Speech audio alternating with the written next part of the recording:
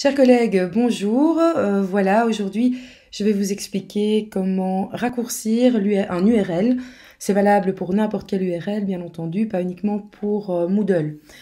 Pourquoi raccourcir un URL? En début d'année, les élèves ne sont pas forcément déjà sur Moodle, ne sont pas spécialement doués pour retrouver où se trouve votre cours sur Moodle.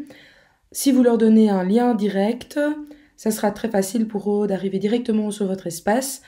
Et bon, vous savez que les liens URL sont assez longs, ça va être assez compliqué de recopier ça au tableau et que l'élève le recopie, tandis qu'avec un lien raccourci, ça va être très facile. Donc vous vous rendez sur votre espace, vous avez le lien de votre espace ici au-dessus, vous allez le sélectionner, voilà, ça c'est déjà fait, vous allez le copier. Alors pour le copier, soit on fait clic droit et on fait copier, soit on fait CTRL-C pour le copier. Alors voilà, mon lien est copié dans ce qui s'appelle le presse-papier. Donc attention, on ne peut avoir qu'un lien copié dans le presse-papier à la fois. Donc mon lien est copié, je vais me rendre sur Bitly. Alors moi j'utilise Bitly, il y en a d'autres qui existent. Mais bon, voilà, moi je vous donne l'exemple avec Bitly. Je trouve ça assez facile à utiliser. Donc, vous devez vous créer un compte qui est gratuit. Moi, tout ce que j'ai fait jusqu'à présent avec Bitly, ça a été avec la version gratuite. Voilà, donc c'est comme pour se créer un compte habituellement. Et je vais cliquer sur « Créer ». Je vais coller le lien que j'ai précédemment copié. Je colle donc l'adresse. Il va me proposer une adresse raccourcie de son choix, par défaut.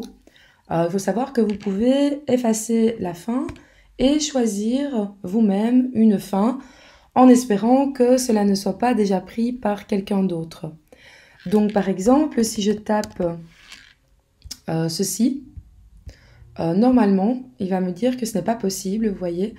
Erreur, parce que en fait quelqu'un a déjà utilisé ça et je le sais puisque en fait c'est moi. Donc voilà.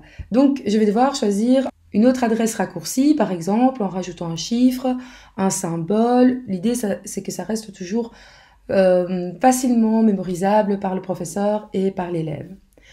Ensuite je vais sauvegarder. Voilà, ton lien a été édité, a été changé et donc je vais pouvoir copier ce lien. Copie.